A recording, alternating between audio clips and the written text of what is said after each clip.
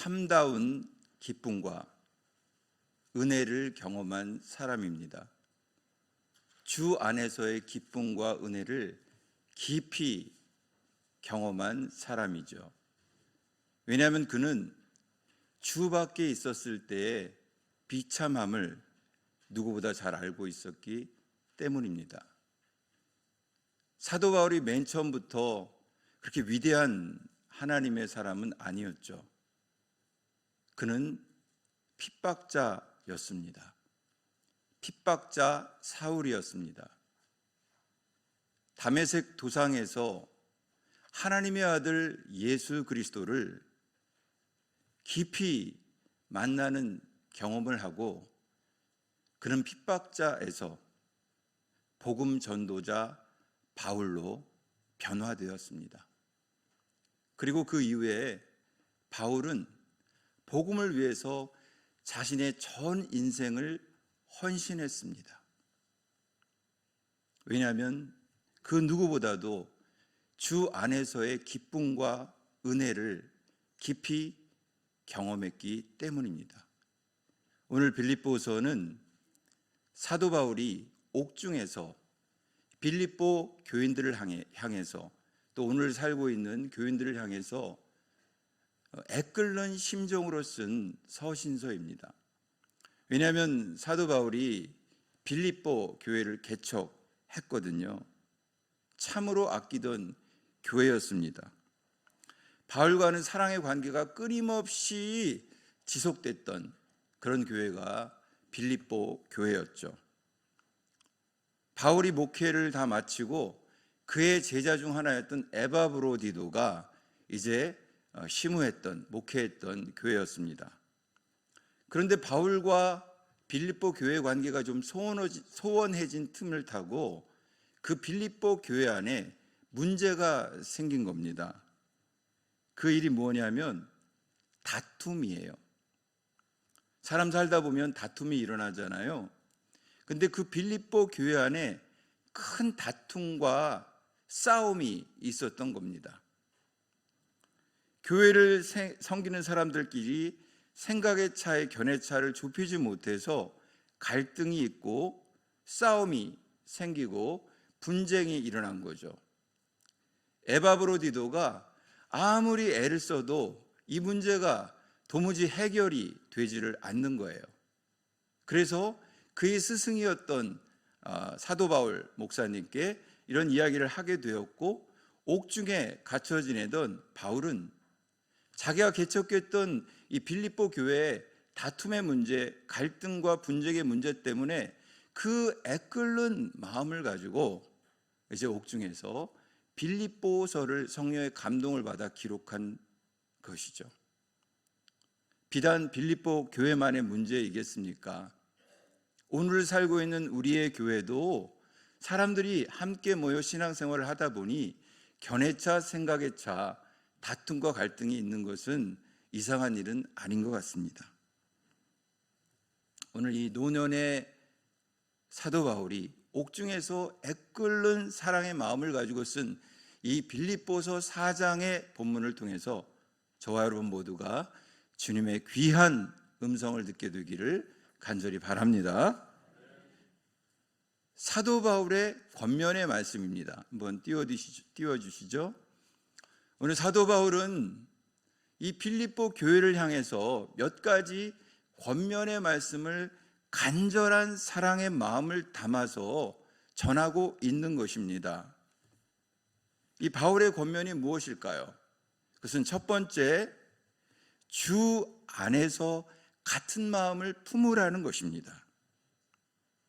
사도 바울이 노년의 감옥에서 썼는데, 이 사도 바울이 다메섹 도상에서 예수님을 구주와 주님으로 만났을 때보다 훨씬 더 성장하고 성숙했을 때 쓴 편지이기 때문에 굉장히 영적으로 탁월한 메시지가 있는 서신서가 빌립보서라고 볼 수 있습니다. 오늘 1절, 2절에 보니까 이렇게 기록되어 있습니다. 그러므로 나의 사랑하고 사모하는 형제들, 나의 기쁨이요 면류관이 사랑하는 자들아, 이와 같이 주 안에 서라. 내가 유오디아를 권하고 순두개를 권하노니 주 안에서 같은 마음을 품으라.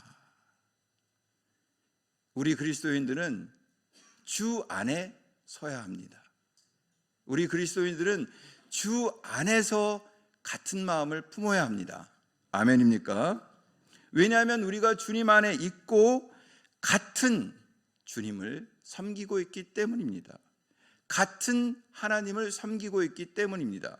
그래서 우리는 하늘 아버지를, 하늘 하나님을 우리가 아버지라고 부르잖아요. 우리는 형제요 자매, 새로운 가족 관계를 맺은 가족 공동체를 이루고 있기 때문에 우리는 같은 마음을 품어야 한다는 것이죠. 여러분, 주 안에 라는 말이 무슨 말일까요? 사도 바울의 서신서에는 계속해서 주 안에, 주 안에서 라는 말이 계속해서 편지에 나와요. 그만큼 굉장히 중요하다는 뜻인데 132회나 나옵니다.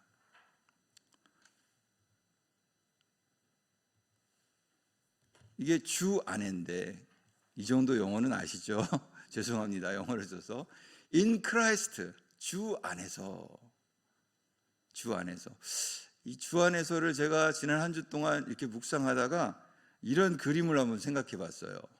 원, 우리는 주 안에 있지 않을까? 주 안에. 그런데 우리가 언제 주 밖에 있었습니까? 주 밖에서 비참한 삶을 살았던 적이 있는 사람들도 있죠. 그런데 오늘 이 예배당의 오후 예배 주일에 나와서 하나님께 예배드리는 사람들은 모두 주 안에 있는 사람들입니다. 중심에 있는 사람들도 있고 좀 멀리 떨어져 있는 사람들도 있지만 주 안에 있는 것만은 틀림없습니다. 주 안에 있다는 것은 예수님을 구주와 주님으로 모시고 산다는 것입니다. 주 안에 선다는 것은 중심에, 내 삶의 중심에 예수가 있다는 것이죠. 예수의 사랑이 있다는 것입니다. 예수의 생명이 있다는 것입니다. 예수의 성령이 있다는 것이죠. 그런데 우리는 가끔 주 밖을 동경하기도 하고 또 주 안과 밖의 경계선에서 왔다 갔다 하는 사람들도 있습니다. 물론 여기에 계신 분들은 없겠지만 말이죠. 아마 빌립보 교회 교인들이 그런 사람들이 있었을지도 모르겠습니다. 그래서 사도 바울은 이렇게 얘기하는 거죠. 주 안에 서라. 주 안에 서는 은혜가 있기를 바랍니다. 그런데 분명한 것은 주 안에서도 싸움이 있을 수 있고 견해차가 있을 수 있고 생각차가 있을 수 있고 갈등이 있을 수 있다는 거예요. 주 안에 있는데도 말이죠. 그러나 주 안에 있는 사람들은 같은 주님을 믿고 예수 그리스도의 귀하신 보혈의 은혜를 입어 하나님을 아버지라고 부르는 사람들이니 당연히 같은 마음을 품어야 될 줄로 믿습니다. 그래서 오늘 사도 바울은 주 안에서 서라, 주 안에서 같은 마음을 품으라 라고 권면하고 있다는 것입니다.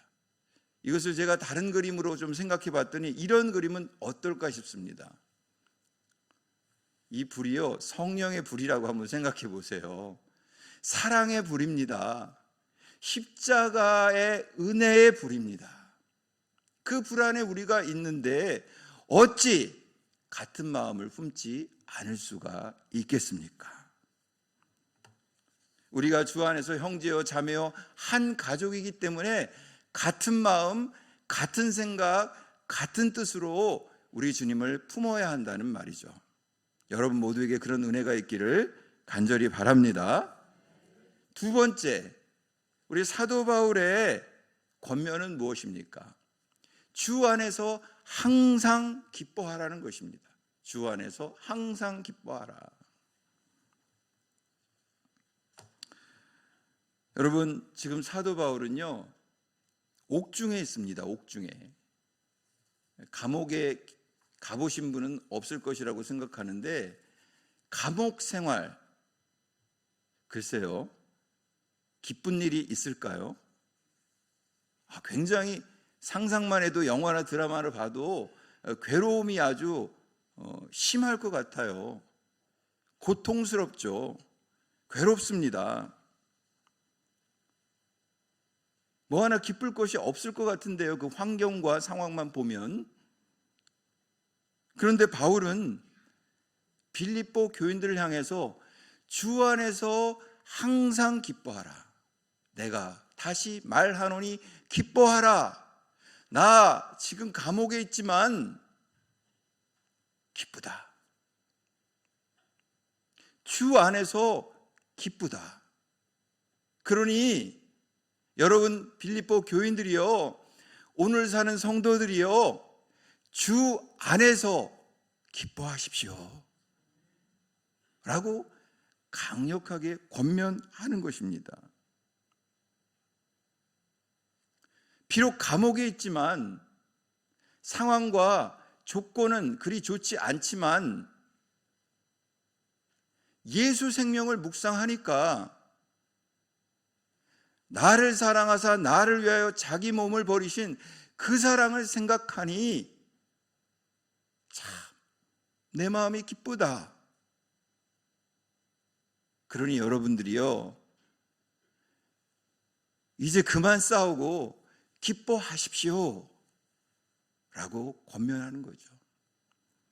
앞서 이 빌립보 교회에는 문제가 있었거든요. 그것은 유오디아와 순두계파로 파벌이 생겨서 싸운 거예요.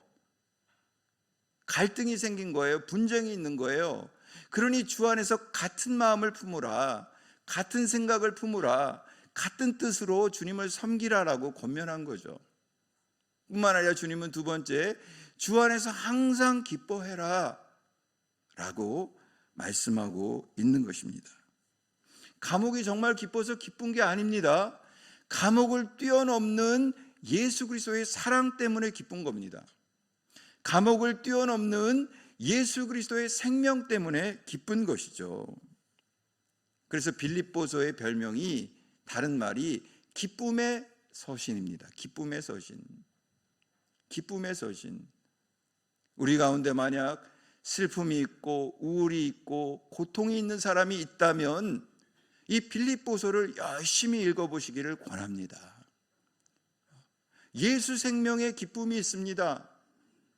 예수님을 구주와 주님으로 만난 사도 바울의 뜨거운 사랑이 있습니다. 기쁨의 서신입니다.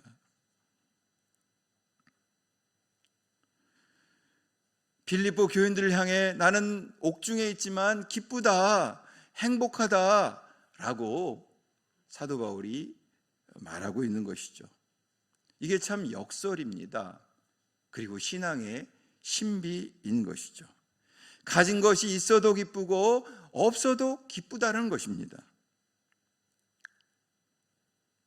자녀가 잘 돼도 기쁘고 잘 되면 훨씬 더 기쁘겠지만 설사 못 된다 하더라도 내 마음에 기쁨이 넘친다는 거예요.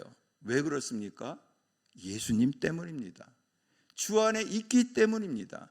주님께서 나를 위해 십자가에 못 박혀 죽으시고 나에게 영원한 생명을 주셨기 때문입니다. 그래서 기쁘다는 거예요.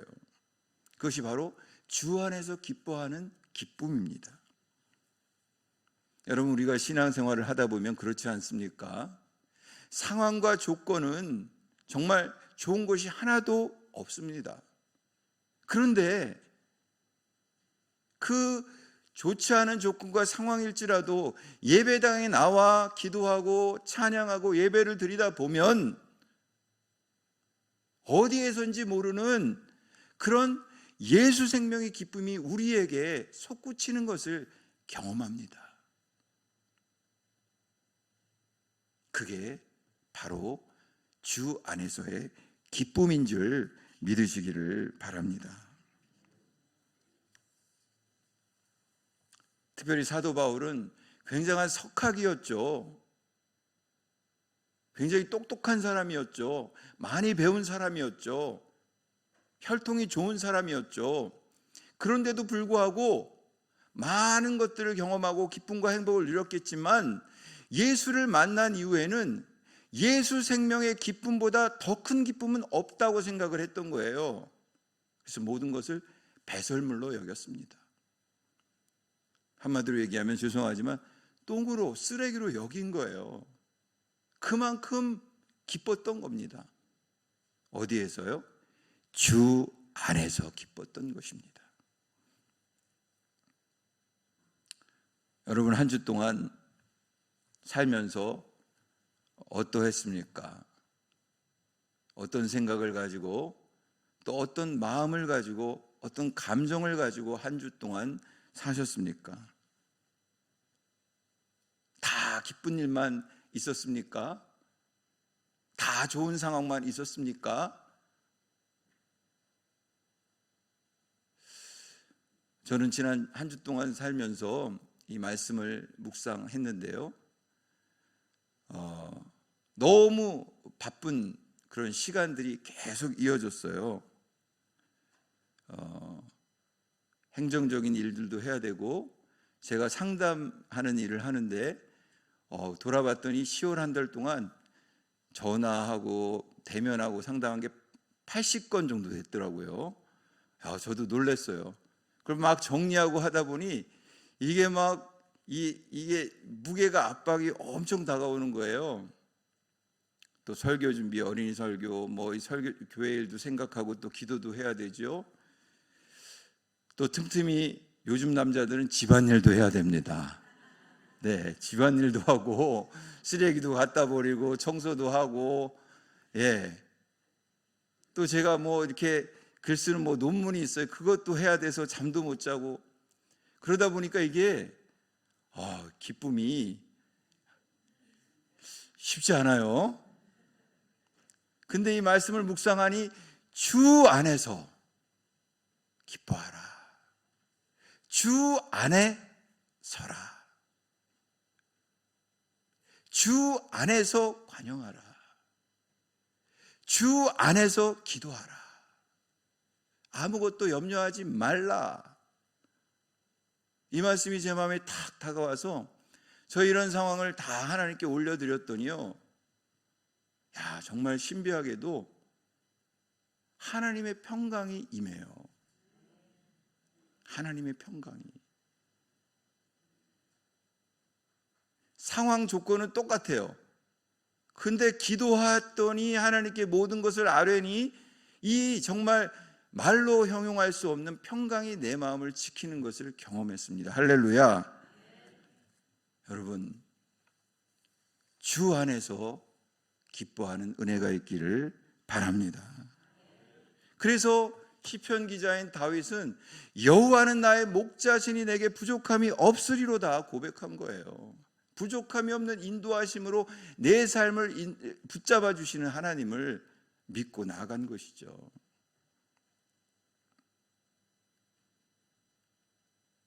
여러분, 사도 바울의 권면 세 번째가 무엇입니까? 모든 사람에게 관용하라는 거예요. 관용. 모든 사람에게 관용하라. 즉 친절하고 너그러운 자세, 관대한 태도를 보이라는 것입니다. 오늘 빌립보서 4장 5절에 보니까 너의 관용을, 같이 읽을까요? 시작. 너의 관용을 모든 사람에게 알게 하라. 주께서 가까우시니라. 이것을 제가 쉬운 성경으로 봤더니 이렇게 기록되었습니다. 읽겠습니다. 시작. 여러분이 선하고 친절하던 것을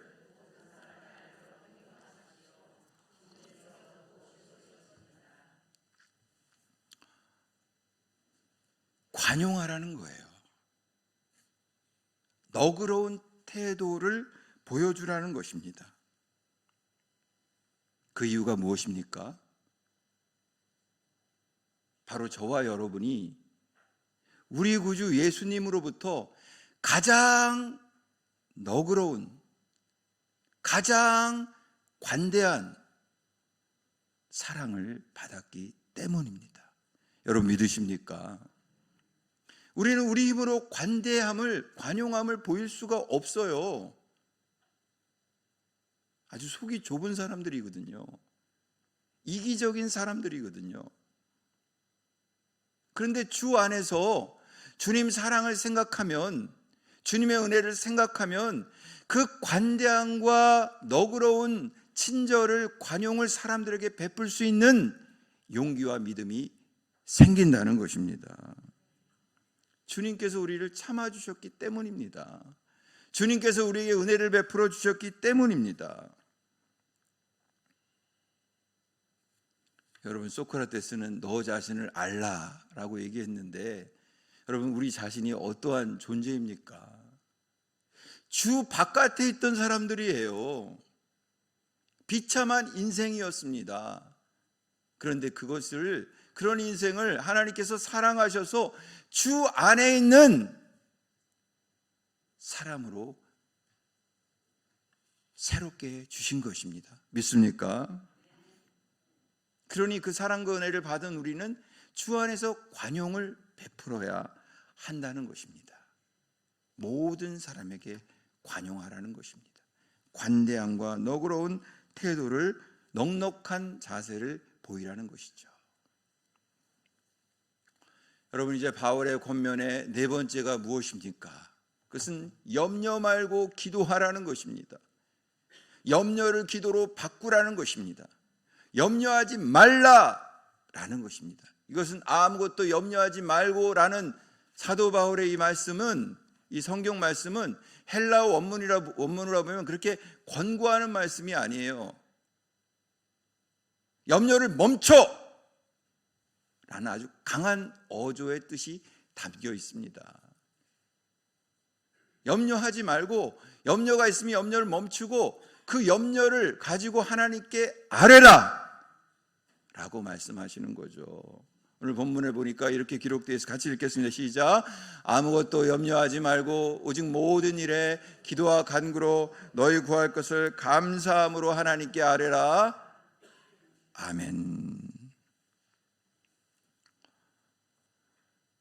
여러분, 중국의 기나라에 살고 있던 어떤 사람이 아주 식음을 전폐하고 누워 있었더랍니다. 밥도 안 먹고 곡기를 다 끊고 누워서 시름시름 앓았대요. 그 시름시름 앓을, 왜 이렇게 시름시름 앓느냐고 어떤 사람이 물어봤대요. 그랬더니, 아이고, 내 하늘이 무너지면 피할 길이 없으니 도저히 살 수가 없어. 이 사람의 걱정이 하늘이 무너지는 거예요. 하늘이 무너져서 피할 길이 없다는 것이 걱정이에요. 그래서 식음을 전폐하고 있어요. 야, 이 사람아, 하늘이 어찌 무너진단 말이요. 저기도 하늘이고 여기도 하늘이고 여기도 하늘인데 절대 무너질 일이 없어. 그랬더니 그 사람이 하는 말이, 아이고, 그럼 하늘이 안 무너진다면 이 한숨을 땅이 꺼져는, 이제 땅이 무너지면 어떡합니까? 내가 어떻게 피해요? 난 밥을 못 먹겠어, 걱정이 돼서. 정말 어이없는 일이지 않겠습니까? 그래서 이 일화를 가지고 한자 성어가 있는데 그게 뭐냐면 기인지우예요. 기인지우. 기나라 사람의 걱정, 염려, 어이없는 걱정, 염려잖아요. 그래서 줄여서 그것을 기우라 그래요. 기우. 쓸데없는 걱정, 쓸데없는 걱정, 일어나지도 않는 일 걱정. 그 일을 하지 말라는 겁니다. 멈추라는 겁니다. 그리고 아무것도 염려하지 말고 모든 일을 기도와 간구로 너희 구할 것을 감사함으로 하나님께 아뢰라. 염려 말고 기도하라. 염려를 바꾸어 기도하라. 염려가 생기면 기도하라 라고 하나님께서 말씀하시는 것이죠. 그래서 파스칼은 인간은 생각하는 갈대라고 했는지도 모릅니다. 하루를 살아도 이리 흔들 저리 흔들, 왔다 갔다 좋았다 슬펐다 기뻤다 아팠다 요동을 치잖아요. 마음이라는 게. 그도 그럴 것이 지금은 불안의 시대입니다. 정신질환이 난무하는 우울의 시대입니다. 포스트 모더니즘으로 인해서 해체의 시대, 미래를 예측할 수 없는 시대, 황금 만능주의의 시대, 물질주의 신비주의의 시대, 이런 시대가 우리가 살고 있는 시대잖아요. 그래서 많은 사람이 우울증에 걸리고 불면증에 잠 못 이루고 공황장애, 조울증에 조현병에 거식증에 폭식증에 강박증에 분노 조절장애, 나한테 뭐라 그러면 그냥 확 박아버려. 그냥 이런 사람들이 너무 많고, 건드리질 못합니다. 좀만 뭐라 그러면 사진 동영상 찍고. 제가 상담하는 일을 하다 보니요, 그런 사람들이 하루에도 엄청 많이 만나요. 특별히 저는 남성들 상담을 많이 하는데 매 맞는 남자가 그렇게 많아요. 여러분, 웃을 일이 아닙니다. 저에게 와서 이 하이톤으로 그 하소연을 1시간 동안 하는데, 오죽했으면 그분께서 주먹을 날리셨겠냐마는 말이죠. 보통 일이 아니잖아요.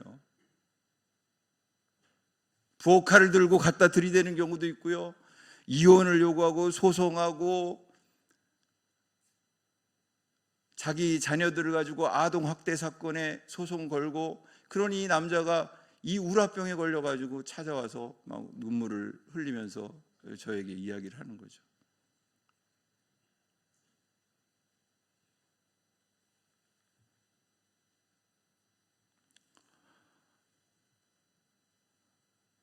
너무나 염려가 많고 갈등이 많은 이 시대에 우리가 어떻게 해야 합니까? 염려, 걱정, 근심이 있으면 그것을 기도로 바꾸어 하나님께 올려드려야 할 줄로 믿습니다. 그럴 때 우리가 건강한 영혼으로, 건강한 정신으로, 건강한 육체로 행복한 삶을 살 수 있음을 믿습니다. 주님은 말씀하셨어요. 아무것도 염려하지 말아라. 네가 염려한다고 그 길을 한 자나도 알 수 있느냐라고 말씀한 거죠. 그 모든 일에 기도하라. 기쁘든 슬프든 아프든 괴롭든 일상의 모든 일을 기도로 바뀌는 거예요. 그러니까 기도는 새벽 기도, 수요 기도, 금요 기도, 예배에 나와 하는 기도도 기도이지만 일상이 기도가 되어야 합니다. 오늘날과 같은 불안의 시대에는 말이죠. 늘 하나님께 나의 사정을 말씀드리는 거예요. 내 감정을 말씀드리는 거예요. 이게 쏟아놓지 않으면 병이 생기는 거거든요. 하나님께, 그리고 사람에게, 가까운 누군가에게 쏟아놔야만 우리가 건강한 삶을 살 수가 있다는 것이죠. 뿐만 아니라 주님은 그 약속을 하셨어요. 오늘 로마서 8장 32절에 보면은 자기 아들을 아끼지 아니하시고 우리 모든 사람을 위하여 내주신 이가 어찌 그 아들과 함께 모든 것을 우리에게 주시지 아니하겠느냐. 예수님도 주셨는데 응답해 주신다는 거죠, 기도하면. 그리고 오늘 본문에 보면 이렇게 되어 있습니다. 그리하면, 우리가 염려를 기도로 받고 기도하면 하나님의 평화가 그리스도 예수 안에서 또 나왔습니다. 예수 안에서 너희 마음과 생각을 지키신다. 여러분 믿습니까? 그래서 그런 은혜의 경험이 여러분 아마 다 있을 거라고 생각이 들어요. 염려가 막 쏟아져요. 스트레스가 쌓여요. 도저히 어찌할 수가 없어요. 근데 주님 앞에 쏟아놓으면 어느 순간 평화가 밀려와요. 성령께서 내 마음과 생각을 붙잡아 주십니다. 할렐루야, 믿습니까? 뿐만 아니라 염려를 기도로 받고 하면은 우리 하나님께서 무릇 지킬 만한 것보다 더욱 마음을 지키라 그랬잖아요. 생명의 근원이 이에서 나기 때문에 마음을 지키는 게 중요하는데, 이 마음은 우리가 지킬 수 있어요, 없어요? 쉽게 못 지킵니다. 누가 지켜줘요? 예수님이 지켜주는 거예요. 하나님이 지켜주는 거예요. 내 마음 나도 몰라요. 아내 마음 더 몰라요. 정말 몰라요. 여자 마음 진짜 몰라요. 내 마음 나도 모르고 아내 마음 여자 마음 모르니 하나님이 지켜주시기를 위해서 기도해야 될 줄로 믿습니다. 그렇게 기도하다 보면 우리 마음 가운데 어느 순간 우리가 알거니와 하나님을 사랑하는 자 곧 그때로 부르심을 입은 자들에게 모든 것이 협력하여 선을 이룬다라는 믿음이 생기는 거예요. 하나님이 알아서 해주시겠지, 선을 이루시겠지, 그런 믿음이 생기더라는 것입니다. 사랑하는 여러분, 오늘 사도 바울은 유오디아와 순두계가 파벌을 이루어 싸우는 문제 많았던 빌립보 교회를 향해서 애끓는 심정으로 옥중에서 편지를 성령의 감동을 받아 하나님의 말씀을 기록했습니다.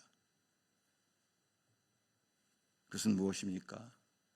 바울의 권면은 주 안에서 같은 마음을 품으라는 것입니다. 주 안에서 항상 기뻐하라는 것입니다. 모든 사람에게 관용하라는 것입니다. 너그럽고 친절하고 관대한 마음으로 내가 너희를 대한 것처럼 대하라는 것입니다. 그리고 염려 뚝, 걱정 뚝 그만하고 이제 염려를 기도로 바꿔서 하나님께 올리라는 것입니다. 오늘 이 사도 바울의 권면의 말씀을 저와 여러분이 마음에 새기고 한 주 동안 주님과 동행하는 은혜가 있기를 주님의 이름으로 간절히 축원합니다. 우리 같이 기도하겠습니다.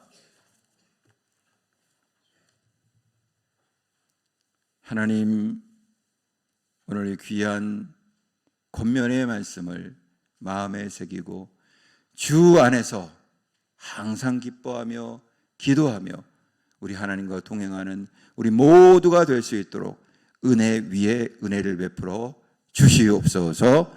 예수님의 이름으로 기도하옵나이다. 아멘.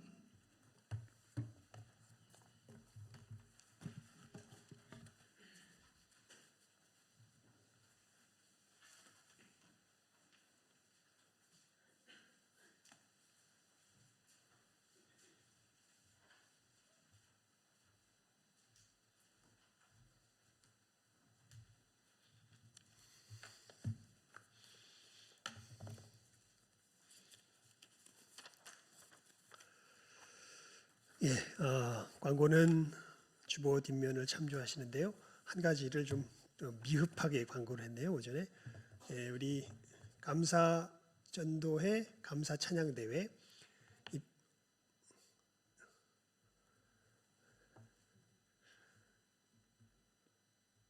감사 찬양 대회 이 심사 기준이 세 가지입니다. 준비, 표현, 인원. 아시죠? 준비, 표현, 인원. 그리고 미리 말씀을 드릴게요. 저나 우리 신부 장로님들이